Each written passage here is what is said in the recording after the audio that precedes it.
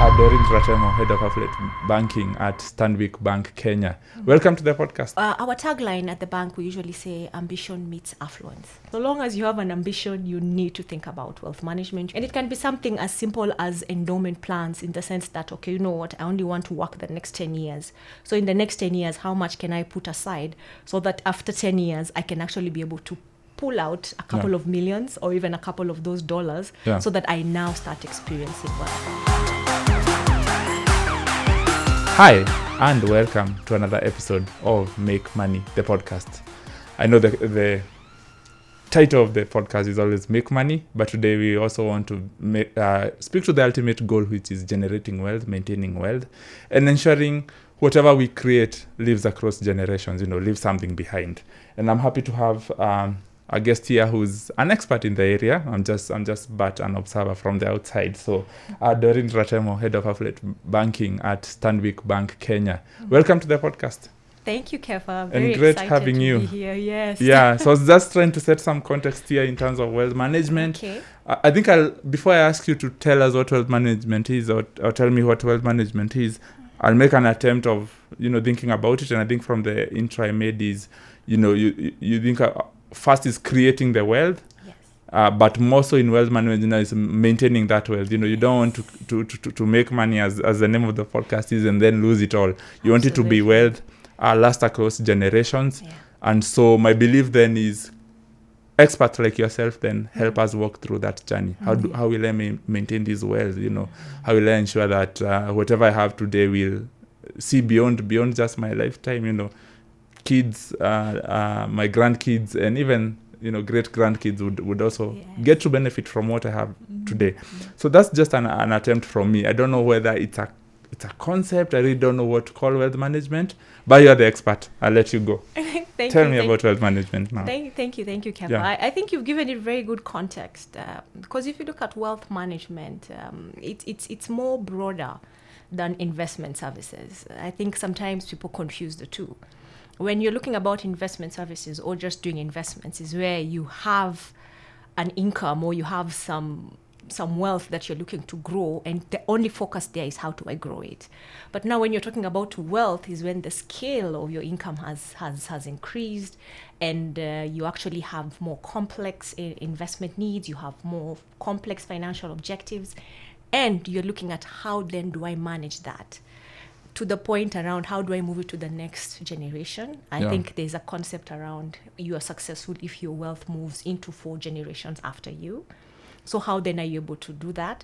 And also at the same time, how do you protect that which you have been growing? So you're absolutely correct. Wealth management is much, much wider than investment services, as you would say it. Yes. Yeah. And speaking to who then becomes the target of wealth management, you get a lot of these questions, especially when you throw around the words wealth, affluent banking. People tend to fret, I don't think I'm as rich. Maybe I'm not the target. Maybe we would explain. I know the target wealth management and your client is quite expensive. Yes. But on average, when should I start thinking? I've learned to invest, like you say. I've learned about the various investments. Yeah. But I want it more complex. I want it more, to insure myself. I need a certain return, some exposure in foreign currency. You get the mix of all those products. But we always fret about what income then it becomes sufficient to be, okay, I can be a wealth management client. I can look into these services. Is there ever a marker of this? It's a combination of two. Okay, so if you look at it from a global perspective contextually, they would say the minute your income starts touching $250,000 going forward, or even $1 million going forward. But most people say you need to start thinking about wealth management the minute you start having investable assets of $250,000. I use dollars because dollar is more of like the globally recognized currency. Standard, the standard, But then again, also there's a whole element around sometimes you don't have the entire $1 million, or even let's just say using a global perspective, $250,000, but your income on a monthly basis or an annual basis is significant. So you're able to take care of your own needs and you have excess. So you need to start thinking around how do I manage this excessive income? And sometimes there's another nuance around I have so many financial objectives. I think we were having a conversation earlier around retirement. So I want to make sure I'm planning for my retirement. I want to make sure that I'm putting a plan in place, education for my children. I want to do a bit of philanthropic work. I also want to do a bit of investment in some of small structured companies. So then you bring in a whole conversation around wealth management. So it's a mixture of both the numbers, like we are kind of talking about, but also the objectives around that. Yeah. So who qualifies? So long as you have an ambition, you need to think about wealth management, you need to think about investments. And that's why, back to your point earlier, we do have a wide spectrum of customers that we do take care of. Starting off with those who have the ambition, and we kind of guide them. How then are you able to build on that ambition and even the little income that you already have to move to the next level? And then now we have those customers who are already very wealthy, and they're just trying to navigate the complexities around investments, the complexities around the macros, the Kenyan macros, and where do I invest, the various currencies you're talking about. And then that's when we bring in a whole nuance around diversification in terms of how you use that to protect your wealth. So in terms of battling any misconception around it, you mentioned quite some big figures, $1 million, $250,000. We do get, on a global scale, once you mention dollars, then it's easy to equate. But for someone starting out, is the ambition then, should it be the driver, when you're at a lower base, perhaps the figures you mentioned are in Kenya shilling terms, and you want to grow from there, you only have a few millions maybe to manage, or you dream big, like you say, the ambition is there. Then should the ambition then address some of the threat we get to see, the moment you start dropping the names, as I told you, Affluent Banking, you're speaking of $1 million, and then whatnot. People tend to fret, but I'm wondering whether that ambition then is what can bring in, those who are more aspirational at the moment, but they are looking forward and they have a trajectory to a time where you would actually have some wealth to manage. Okay. Yeah, that's a very good. It's a very good question, perspective, Kefa, because our tagline at the bank, we usually say ambition meets affluence. So when you have ambition, you're actually looking in terms of how can I move from where I am into wealth. And the minute you actually have the ambition, you are open to actually have the conversation around, then what do I need to do given where I am right now? So conversations around how much of your income can you be able to put aside so that we can now start speaking investment, so that we can take you and push you towards the target. That's one. And then number two is probably sometimes you might not have the income, but what structures, what products do we then have to make sure that you're actually building wealth? And that's when we bring in elements around insurance. We bring in around retirement annuities. I think you were speaking about retirement. So even if you're not touching the kind of incomes we are looking at, what kind of conversations then can you have so that you're actually able to start planning for retirement? And it's something that can be very comfortable from a payment perspective. And it can be something as simple as endowment plans, in the sense that, okay, you know what, I only want to work the next 10 years. So in the next 10 years, how much can I put aside so that after 10 years, I can actually be able to pull out a couple of millions or even a couple of those dollars so that I now start experiencing wealth. And we're actually able to have those conversations and structure that. Yes. I think next I want to move to challenges of managing wealth.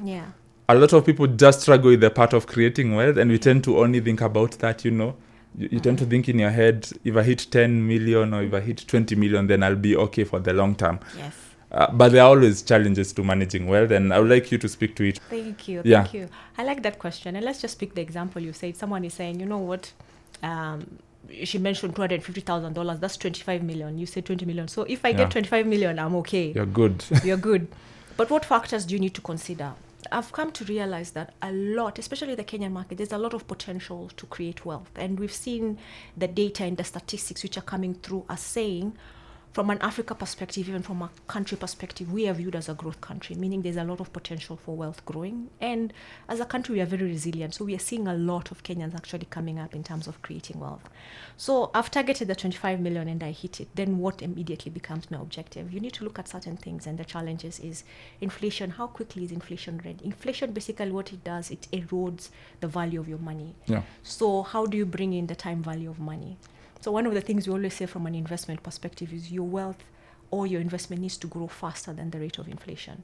So what investment tools or what investment instruments are you looking at so that can make sure that you're beating inflation? That's one.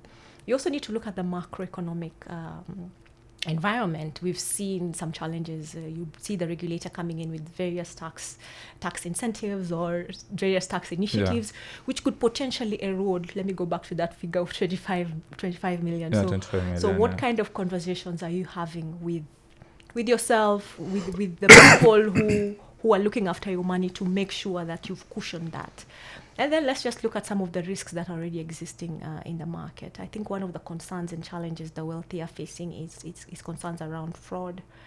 There's a lot of risk there. There's concerns around social engineering, people trying and attempting to get into your wealth.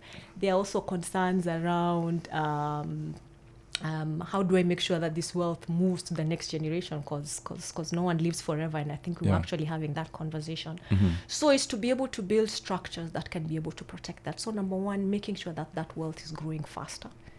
And then also based on your objective, what are your plans around it, is to make sure then, how am I cushioning myself to make sure that I meet those objectives? And then also at the same time is making sure that that wealth can actually move on to the next generation. I think we've seen cases where so much money is moving to unclaimed assets, and it's quite disappointing because someone has worked really, really hard, and then you actually see that money going back to unclaimed assets because people are not aware that you have that wealth and you've not been able to transfer it to the next generation. Then it's not a slam dunk in a sense, just getting to that point. Yeah. And even after you've reached that 25 million mark, I think one of the things we've always known is ambition keeps growing. So then how are you moving that 25 million? It could be your goal. Then how do you now move to scale that and leverage that so that you can be able to grow more? Because the minute you have 25 million, trust me, the next thing you want is, okay, let me go for that 100 million. And when you have the 100 million, you're like, let me go for that 500 million. And nothing stops you from doing that. And also, if you look at the 25 million, for example, how have you been able to diversify that so that you're actually able to kind of manage some of the dynamics which will come through from a fraud perspective, even from a macro perspective? So you bring in conversations around diversification. So you diversify not just the asset class, you also diversify in terms of currency. Maybe my objective is I want my kids to go to school in the UK or in the US. And then also at the same time to diversify in terms, I want something in property, I want something in easy, accessible liquidity. So creating that balance, because sometimes you realize someone would actually have the net worth of that 25 million, but they're not able to write a check. Why? Because that 25 million is in the form of a plot. So you get it and you've gone and you've bought a plot or you've bought a house. But now when you need it, you kind of have tied it up because that's not easily moved into a liquid base where you can actually be able to make it easily accessible. So it's a delicate balance, but then it's also a very interesting balance. I always say when you're dealing with wealth, those are good problems, as opposed to always, when you don't have always anything. Good challenges. But I think the main point here is anyone can be able to scale that. And for example, if someone out there has that 25 million as an ambition, and you're like, okay, let me put together a plan so that I can be able to do that in 5 ways. We can be able to have that conversation with you and tell you, okay, so this is how much you're getting on a monthly, quarterly, or annual basis. These are some of the various instruments available to you, as well as these are some of the various insurances which are available to you to make sure that we take you towards that goal. And then after you achieve that goal, then what else are we able to do to help you scale and actually move to the next level? But the opportunities to grow wealth are immense. And also when you're dealing with an expert financial advisor, I think one of the things that people don't realize is there are experts who are out there whose main role from 8 to 5 every single day is actually to look at the markets, to see what's happening across the globe, to know where things are actually happening, where they are not happening, who can be able to help you navigate these conversations. There are people who studied these kind of things and they're actually able to assist you. The advantage of banking is that expertise actually comes to you at no additional costs outside of the offering that you're already getting from the bank. And I think we were actually having that conversation with you earlier. It's no longer just about coming and borrowing. It's about what are your objectives and how can I get you there as a financial partner. Are Kenyans and your clients beginning to appreciate that they could be more from banks? Because we always think account opening, putting your money in the bank, a fixed deposit account at best, maybe credit when you need it, and we tend to leave it at that. Absolutely. And it's a very interesting trend we're actually seeing coming up, because The market demands it. If you look at some of the research which is coming through, Kenya is actually becoming one of the countries where we are seeing the fastest growing millionaires coming up. You're looking at the income trends in Kenya, it's actually growing quite significantly. So automatically, from a banking perspective, we see the need to be able to address that. So you're seeing a lot of that expertise coming through. And we actually spend a lot of investment, not just in training our people, but in actually doing research that can be able to support our clients, and also just some of the decisions which are being made to support our customers in terms of growth. And it's very interesting. So the uprise of private banking, I think these days you drive by, you see a billboard here, you see, so there's a lot of private banking services coming through. The other trend that we're picking up is millennials are now stepping into the wealth space.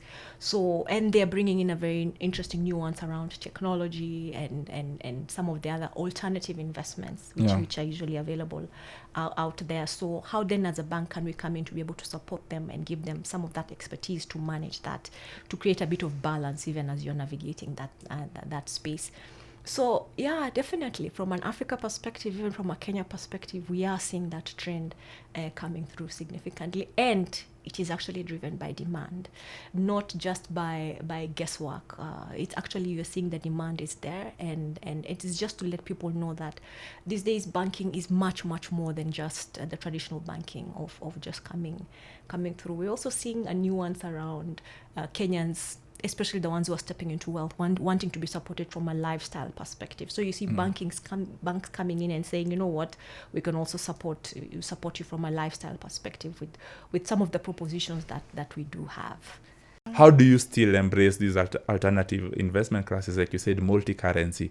You're even looking at, through yourselves as Stanbic, you can have access to global markets in a sense. Yes. But you'll find once I have 25 million, the conversation is very different to when you found me at 2.5 million or just $1 million shillings or even less than that. How does one as a wealthy person still embrace diversity?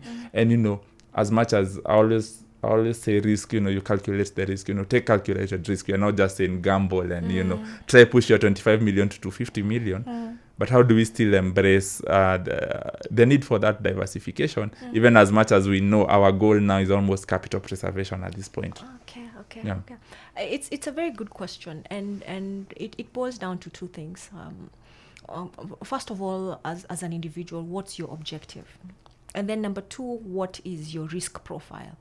So now what is interesting in our line of work is we come across all. So one of the things that we do have tools in place where we can sit down and say, you know what, Kefa, you have 25 million shillings right now, and you're looking to invest. So if your objective is, I want to grow it, or my objective is I want to preserve it. So those are two different objectives. Or I want to be able to do both, grow some and preserve some. So we first start off by gauging what's your risk profile. Now, what is interesting is we have a mix of Kenyans, and some will say, you know what, I don't want to take risks. I want to go moderate. Now, from the investment side, it becomes an interesting conversation, because if you are moderate, for example, who is kind of balanced and I want to just take a moderate kind of risk, we do have instruments that can be able to support that. And at the same time, making sure that your money is not eroding, in the sense that you're beating inflation and you're experiencing some type of growth. And from the onset, we manage expectations and tell you, you know what, as a moderate investor, these are the type of returns that you're expecting. Are you comfortable? So sometimes you come across a moderate investor is like, no, I want my 25 million to become 100 million. But then at the same time, their risk profile does not support that. So it's just to have a conversation and actually help them to understand that if you want to move from here to about 250 million, you need to move into a more aggressive kind of investments. And then we go into what you're talking about, alternative investments or outside of some of the traditional investment instruments. Now, sometimes you find someone who is actually very aggressive and they're like, you know what, I'm not even happy with those rates you're giving me from a fixed deposit perspective. And the Kenyan market, we are lucky because we are generally a high interest rate environment. But you see them going now into hedge funds. They're like, okay, let me go and get a little bit more aggressive because you know what, I have the appetite. well, what, I'm a bit younger, I can be able to take more risks. So we actually able to help you navigate that. But at the back of that, the one thing that we always advise our customers is you must diversify, because when you come into diversification, it helps you to neutralize all that, so that you actually not be able to kind of experience significant losses when some of the areas where you have invested, that area is actually hit by some of the risk concerns that we could have. So diversification is actually general. You could choose to diversify combining from a currency perspective, especially if you have foreign currency needs and you have foreign currency objectives. How then do we help you to diversify, combining both foreign currency needs as well as Kenya shilling needs? Because even as you have the 25 million, back to our magic figure, you still have daily needs that you need to take care of. You still have expectations from family, even from a business perspective, that you need to take care of. So being able to structure that diversification, and I like that you mentioned it, can be geographical. If you look at us from a Standard Bank Group perspective, Stanbic is part of the Standard Bank Group. We are actually active in terms of helping our customers invest in some jurisdictions which are very tax neutral, some jurisdictions where the finance environment is actually very stable. So the customer is actually able to diversify geographically. But now, of course, that's when we're talking about more significant amounts. So we bring in our offshore elements around how then do we help our customers around tax optimization, even as you're experiencing significant growth for yourself and even as a business. Yes. So in terms of factors to drive you into, what to consider when diversifying, your asset allocation, in a sense. Needs is the top one, like you said. I think you had given the example about, you want your children to one day, study in the UK, study in the US. So that would mean some British pound here, a bit of dollar investments there, just to take care of that need. What other factors drive these diversification need? What's there else to look at? Okay, so if I can just move it more into the wealth management space, away from investment services, is around trying to probably figure out how do I move the wealth that I have built to the next generation. So now we're bringing in intergenerational wealth transfer. So for you to be able to successfully transfer wealth from one generation to the next without dissolving that wealth, you need to look at certain structures that can be able to protect that wealth. So you get to a point where sometimes someone will actually believe, and you're a wealthy person, you actually believe, you know what, all I need to have in place is a will. But the only way to actually transfer wealth without dissolving that wealth is through a trust. So you look at what trust opportunities are available for me now in Kenya. And you find, okay, this is what is, because those opportunities do exist. But now, depending on your objective and also depending on how big your wealth is and how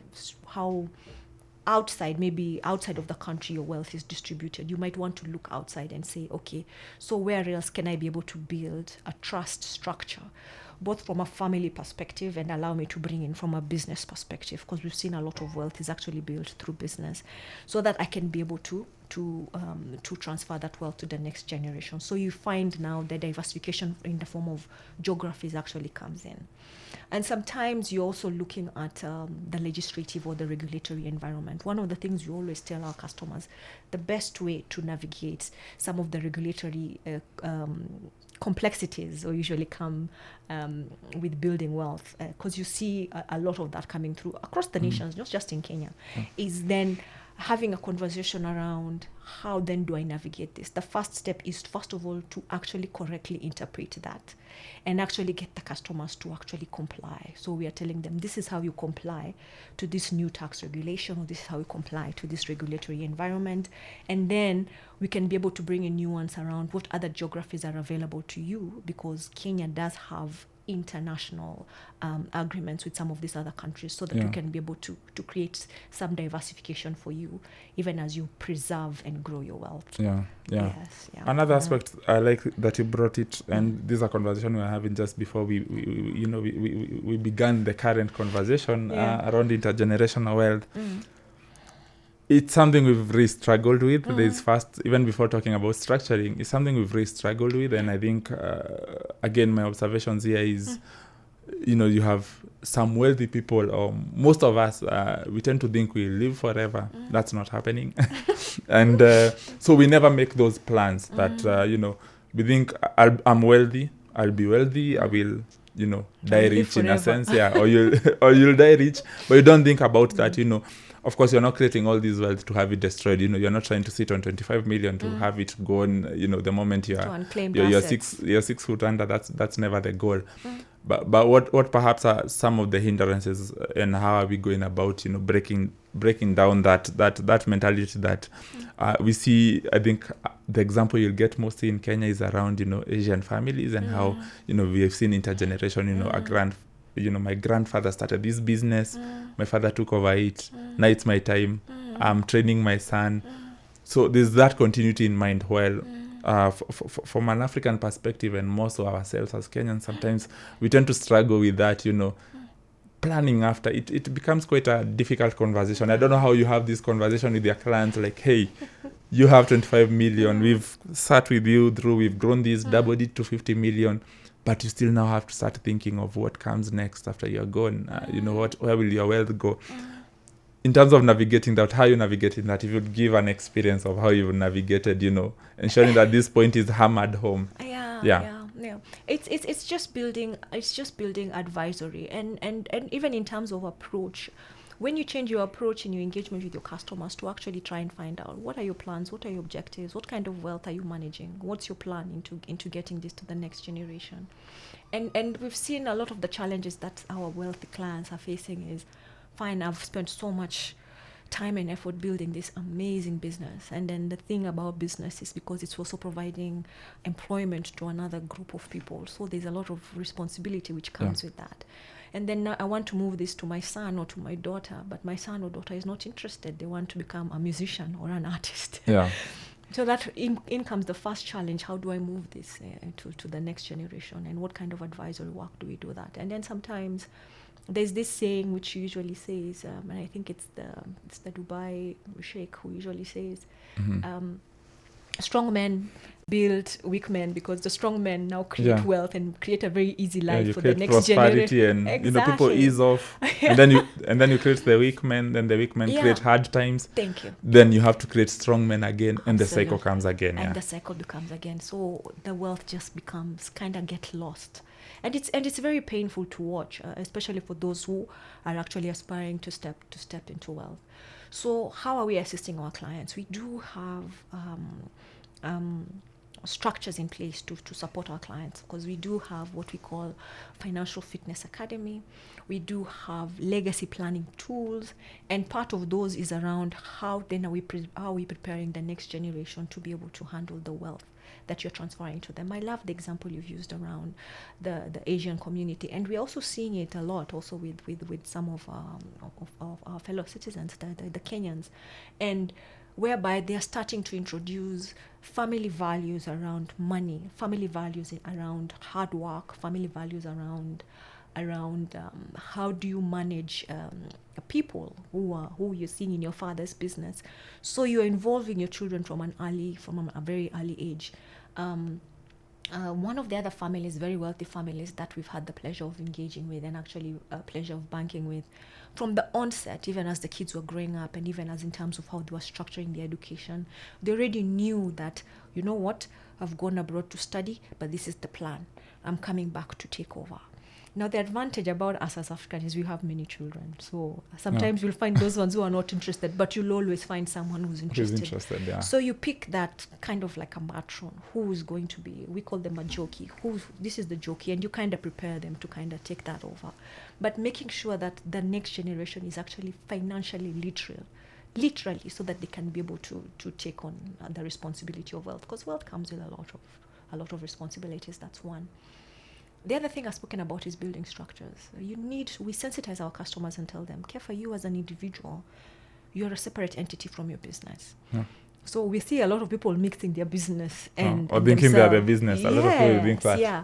Or you see today you've been blessed and you own a couple of commercial buildings here at CBD and they're all under your name. Yeah. You don't realize that, you know what, I need to manage this under a separate entity. A holding company in a sense. Exactly. Some sort of. Yes, yeah. So taking advantage of some of the structures which are existing, and Kenya, I think we have the advantage where our compliance and our Company Act is very clear. Our Income Tax Act is also very clear, and the distinction between the individual and the company is very clear. So you're protecting yourself as an individual, and you're also protecting your assets from a holding company perspective. So educating our customers and telling them, set up those different structures. And now when it comes to transferring that wealth, you have to realize there's the element around family. So what family structures do you have in place? So you can have family trust. And then what corporate structures do I have in place? So you can do corporate trusts. Now, what we've also seen a lot, which is happening, and Kenyans are very hardworking. You find someone who, as they're running their business, they didn't expect at any point in time their businesses would do so well. So all of a sudden, they've come into a lot of money. Yeah. So you don't have the expertise in terms of how do I manage that. So we also come and advise you because like we said, we are the experts. We understand the market. So we can step in and tell you this is how you do it. But some of the other things that we tell you is, you know what, it's time to set up a board.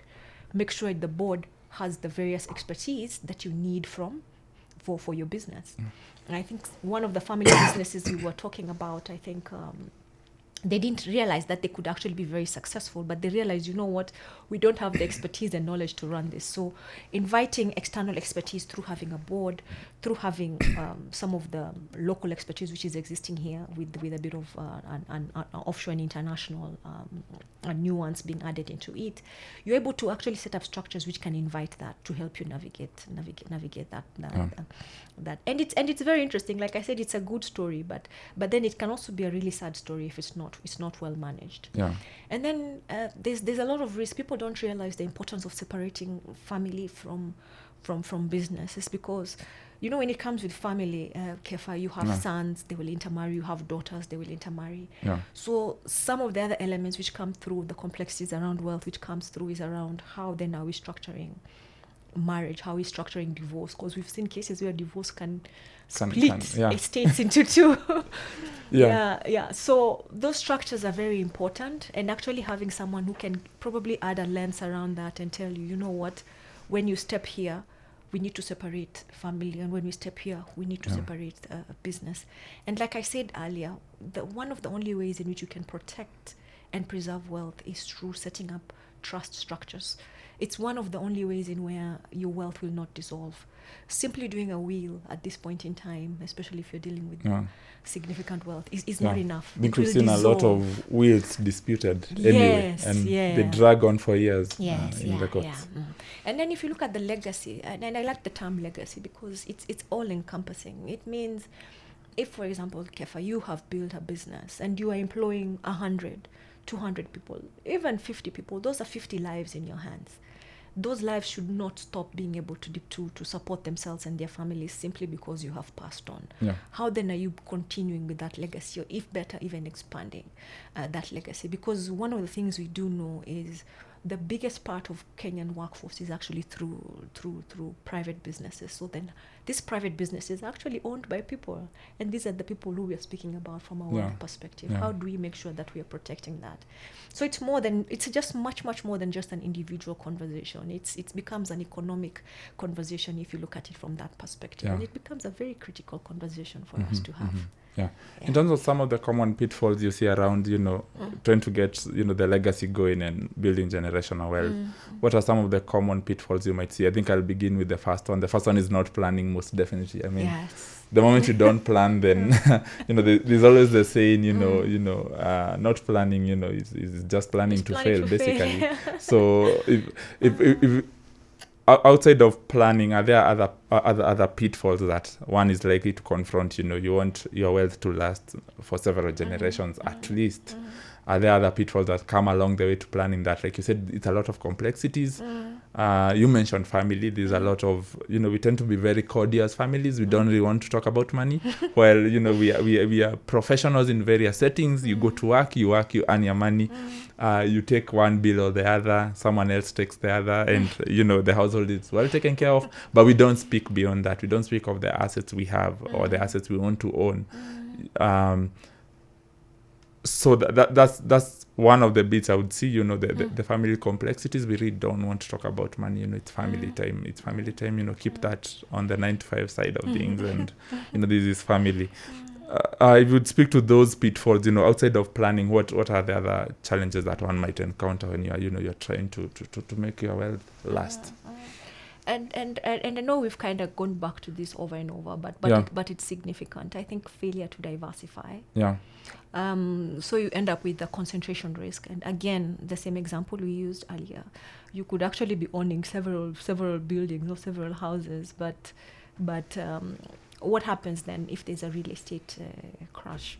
Yeah. We've seen that happening in some of the markets. So all your wealth kind of dissolves there. So diversification is a big key. And I think we spoke about the various ways in which you can be able to diversify. And then the other thing is education. Just keep having engagements around what family values are you running yourself and the family through. What kind of values are you integrating into your business to allow that business to be able to move into the next generation and even be managed at that level. And then the good thing about the world today is if you don't know, guess what? Information is available. Through the banking system, I think we're talking about family business. We have a lot of investment experts who are coming. We have wealth managers flying in from outside of the country, coming into Kenya and saying, you know what, let's help some of these families and even some of these people have these conversations around. So if you don't have the expertise, that's no longer an issue, because it used to be a challenge. That's no longer an issue. The other challenge that we're actually seeing coming up is around technology. As you move from one generation to the next, you're seeing a lot of use around technology. So it's both an advantage and also a concern, especially for the older generation as they move wealth to the next generation. And then you realize, for example, the older generation will be the baby boomers. Now they're trying to move their wealth into the millennials, who have a completely different concept, and then trying to move that into the Gen Z. So trying to just bring those values together, even as the various generations are involved in the wealth, it becomes a very interesting conversation. But what is encouraging is you see a lot of millennials being very, very conscious about social impact. And also we are seeing a lot of the Gen Z saying, you know what, we care about where are we investing. So how are we bringing in nuances around blockchain? How are we bringing nuances around crypto? Yeah. The regulatory environment also plays a key role, because we've seen a lot of regulations and tax coming in to say, where's the money? Where can we find the money? Where are we taxing? So you become concerned around that, and the various taxes that we've seen coming in is taxes around inheritance tax, capital gains tax being introduced on some of those various investment instruments out there. So how do you manage that? And then also at the same time, the same thing we were speaking about earlier, ambition. How do you then tame your ambition or manage your ambition so that your ambition does not drive you to over-investing or over what we said, like allocating on one asset class specifically, without being cautious that you know what, there are other areas in which we can be able to diversify our wealth and investment. So one more critical question around intergenerational wealth before we move to what Stanbic has to offer in this space. I think for me is you are trying to maintain and build wealth, as families, as households, but at the same time you have family values. And here the point is, I don't want to turn my house into a PLC, where there's a board, my mom becomes the board chairman and I'm the CEO, and we have a CFO telling us, hey, don't do that. You still want to maintain that harmony within families, and you still, we are still wanting to build a wealth. We want this to last beyond us. Whoever comes after us should take over and run with it. But how do we preserve? How do we create that separation? Because I'm guessing you will be very anxious if I start seeing my younger sister as the CFO of the family now, and I'm the CEO who is being told, you're spending too much on this, or you're not doing this or that. How do we go about maintaining that? And like you said, the complexities keep getting added on. Marriages happen, divorces happen. The complexities get along, and you really want to preserve what a family unit is and what a family should be. But at the same time, you can't ignore these. How I know it's a delicate balancing act. How do you go about that? It's a delicate balance, but it goes back to what we were saying initially, is structures. You put up structures so that the business, the wealth is beyond one individual. And for anyone who, and we've seen this, a lot of the wealthy people, they task quite heavily their children to earn their space within the company. There's a series which I quite enjoy. I think I keep watching it on and off. It's called Succession. I don't know if you've heard about it, but it's a very interesting nuance where you watch now the jockey, who is this man trying to get his children, okay, who really deserves to take over this business. But if you look at the structure of that business in itself, the board that he has introduced is actually a diverse board where they can all be able to support the business at any point in time. You invite a board member who has legal expertise. You invite maybe someone who has financial expertise. Sometimes you even find people who are inviting someone who has marketing expertise, and they're completely independent of the family dynamics. So they're actually able to help that family navigate those dynamics. So an 18-year-old who has just come straight from high school will not be able to step in and now start calling the shots simply because daddy or mommy has said that this is what we need to do. So it goes back to structures and actually inviting that thought process, inviting experts like ourselves. I'm just throwing that in there. Both local expertise, and even for us, when we realize you need a bit of an international expertise, we also invite that because we have those capabilities to be able to help you navigate that. And it all goes back to structures. The structure is actually there to protect the business and to protect the legacy, and making sure that you get that right actually makes sure that you're actually able to deal with some of this. And the structures that I'm speaking about are protected from a legal perspective. So if ever all this lands in court, guess what? Because it's a separate entity from the individual, the Company Act comes into play. And some of those various acts are actually put there to actually protect some of the businesses in terms of how they're structured. Now, interesting, I move it now to what Stanbic has to offer. I think we've set the stage, we set the context, Now there's an understanding of what wealth management is, diversity. Now, as we now start bringing in the experts and the asset classes and the various asset classes, the multi-currency strategies that we might deploy. If we look at Stanbic Bank Kenya, where do we start in terms of looking at, how you service your clients? Where do we start? Okay, so fantastic question. Now, for Stanbic, our approach is usually very, very intentional and all-encompassing. For example, the customer value proposition that we have right now is built around touching the customer in the entire lifestyle. From that point in time when you start earning to the point where your ambitions are growing and all the way up to wealth. I think we are one of the businesses in the country where we actually have an in-country wealth management wealth management offering, where we actually manage customers with wealth of $1 million and above, which is under our wealth. So we cover the whole thing, all-encompassing. And what have we done? We've looked at the customer in their entire lifestyle. So if you look at our customer value proposition, it touches on banking easily. So what we had started off saying earlier, what is your traditional banking needs? You need a facility. I want to buy my first car. I want to buy my first home. Those we take care under banking easily. And then now, the more you grow wealth, the more your tastes improve. People don't grow wealth just because they want to sit on it. They also want to experience life differently. So we bring in an element around how do we help you live joyfully. So we switch on a lifestyle piece. And this is exciting because funding lifestyles, even as you're growing wealth, is a challenge.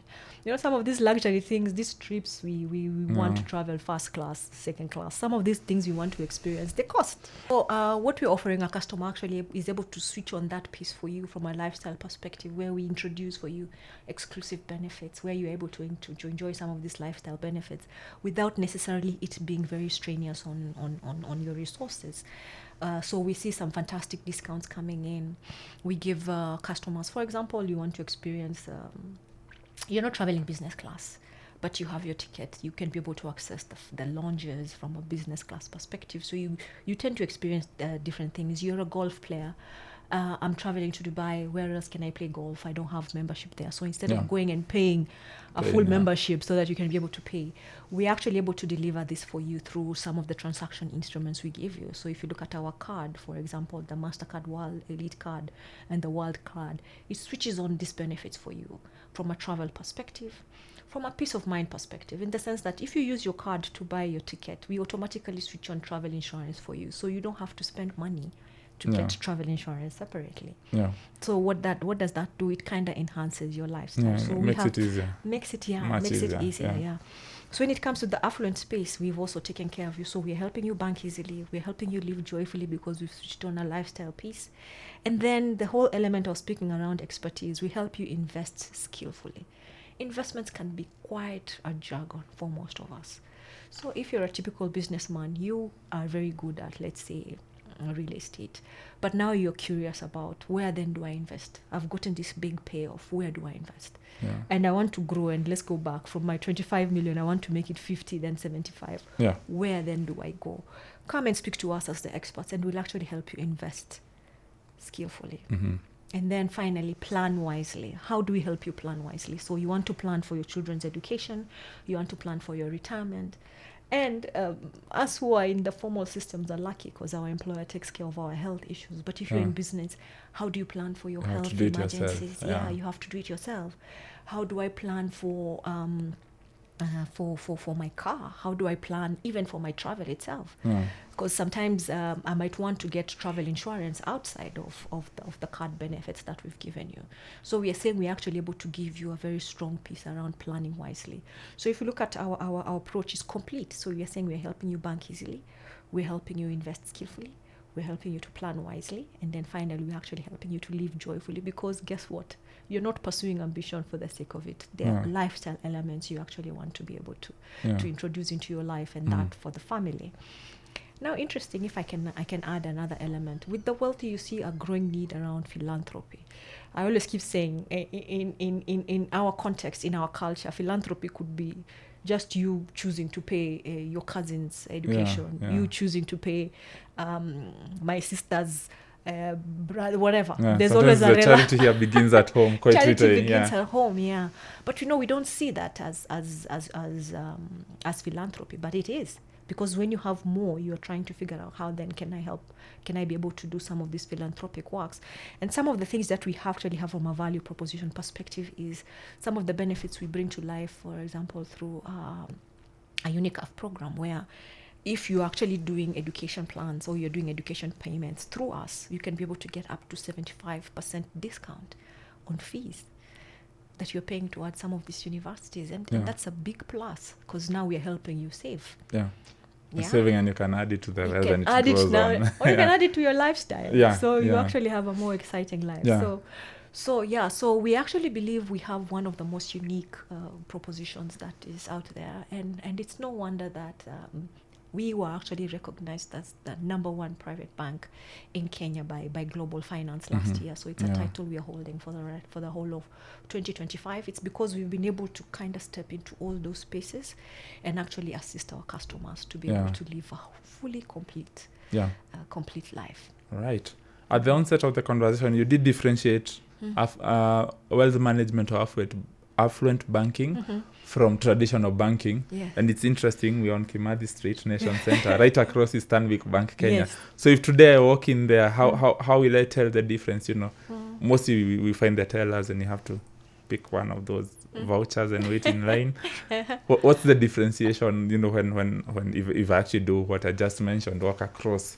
How will I tell the difference that now this is wealth management, this is no longer my traditional banking, this is no longer me going and asking for your money market fund? We are trying to move beyond the specific products. How do I tell the difference? And it's good. We do actually have a fantastic money market fund. The KEF, I think we launched it sometime later last year, and it's doing quite well, giving some really good returns. So I encourage you to actually look at that. But the fact that you walked in, you're looking for a teller, means you're already banking with us. So let me throw that in. But when you walk in, we do have some of our investment advisors sitting at the front, and we're actually able to engage with you from the onset. Actually have needs-based conversations in terms of moving you, okay, what type of account are you looking at? What is your objectives? And then we drive that conversation from there, and we're actually able to guide you. Now, because you brought in an whole element around infrastructure, how we structure our private banking business or even our wealth business is there's a lot of flexibility and convenience, because we can bring the banking to you So if you're here at Nation Center and you're like, you know what, I have too many podcasts, I don't have time. Yeah. You call us, someone will come to you. So in between your lunch break or something, we can have a conversation. So the same way we do see, I think we've seen a lot of insurance agents. I know now banking is so I can get my bank to come to me. Yes. That's what you mean. Yes. Great. That's the flexibility that is there with banking. You know why? Because we are trying to fit into your life. So if you have a busy schedule like yourself, we'll say, oh, you know what? Well, let's go see him in between lunch and let's have a conversation. That's one. The second way is even on phone. Like I think the technology has really evolved us. We can do various ways in which we can be able to engage you to make sure that we get to understand what it is you're looking for. Yeah. And also see what point in life are you and where are you going, looking to go to next. And I think, like I said earlier, we are all about how do we make your ambition meet affluence. Yeah. Yes. I think as we look now to end up the conversation, it's making our portfolios future-proof to whatever might come. Yes. What strategies are going in around that? I know it's very hard to call the future. There are no crystal balls here.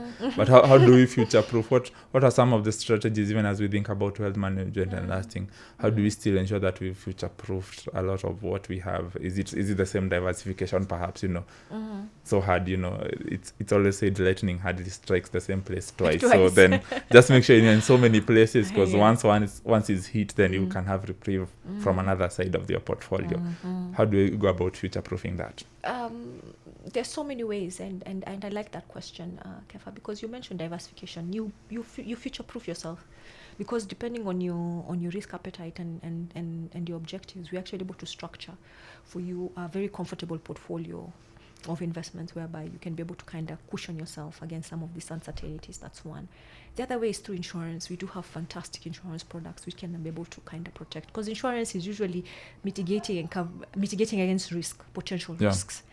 Yeah, so if you look at the reward benefit of insurance vis-a-vis the cost, it's usually very, very significant. I think one of my colleagues, a fantastic gentleman, the one who looks after insurance, always tells me, the thing about insurance is when you need it and you don't have it, it's painful. Yeah. But now when you don't have it, and then you need, it's the same thing basically. If you don't have it and then you need it, it's painful. So it's always good to have it and don't need it, as opposed to needing it and you don't have it.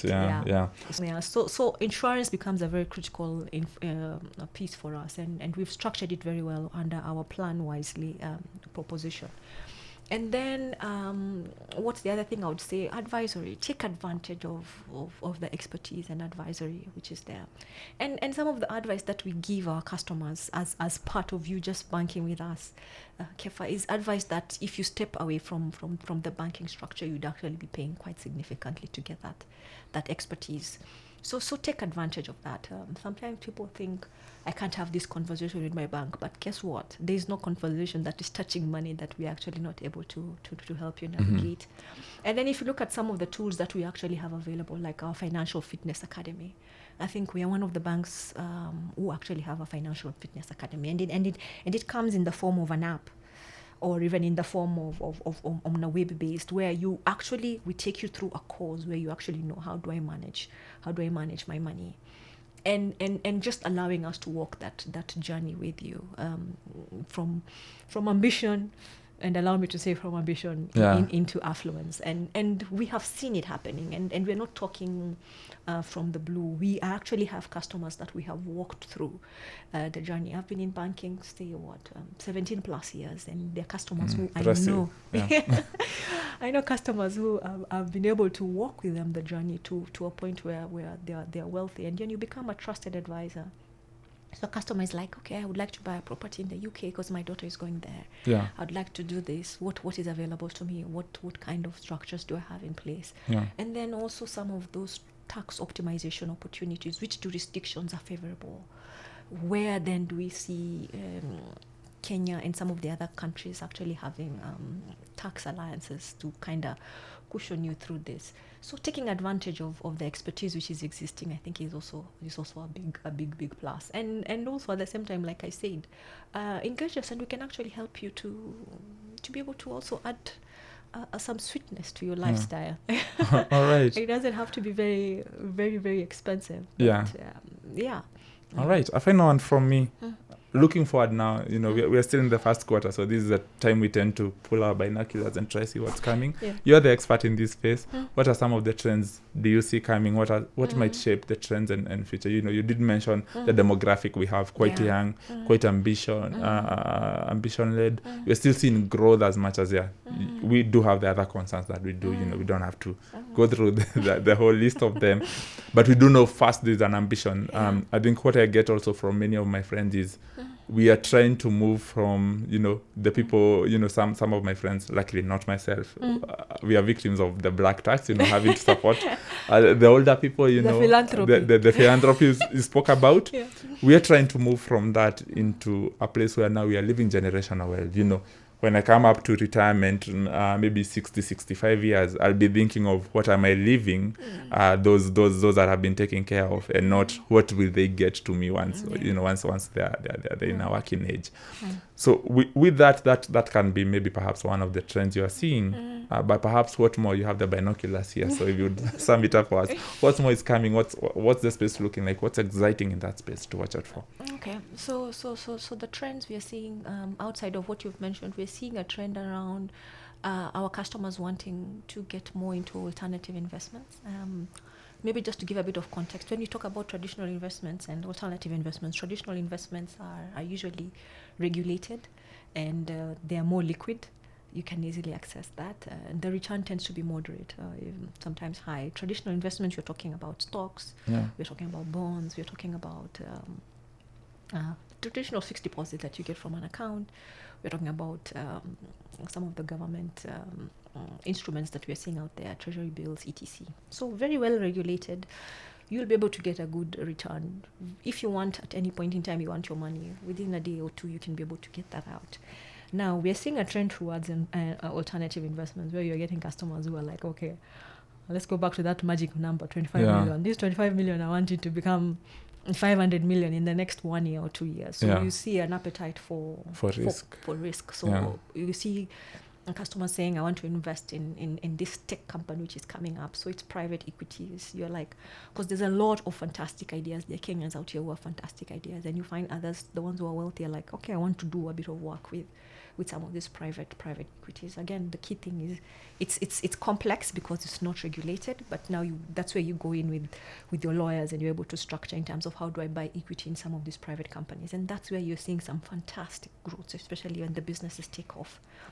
And then we're seeing customers who are like, okay, I want to move away from, I have enough instruments, I want to do a bit of commodities, we're going into gold, silver.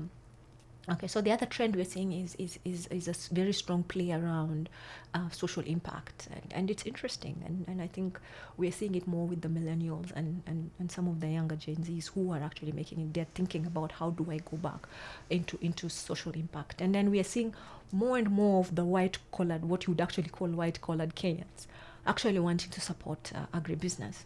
So you're seeing a lot of investments into the agribusiness space. We're seeing a lot of course, tech trends continues to be there. We're seeing a trend around AI. We're seeing some people wanting to build their portfolios using AI. So you actually want to be able to key into a system and actually be able to invest that. We're seeing a very strong play around blockchain. We're seeing a play around crypto, especially with the younger generation. And we're talking about people who are pushing significant wealth. What are some of the other trends we're seeing? The growth of wealth in women. Yes, women are controlling more and more wealth, which is a very good story. And we do have a fantastic women banking proposition in the bank to support that. And that's not a local trend only. I think we're also seeing from a global perspective, more and more women are stepping in to control wealth. But overall, the trend we're seeing is our clients and people are becoming more informed.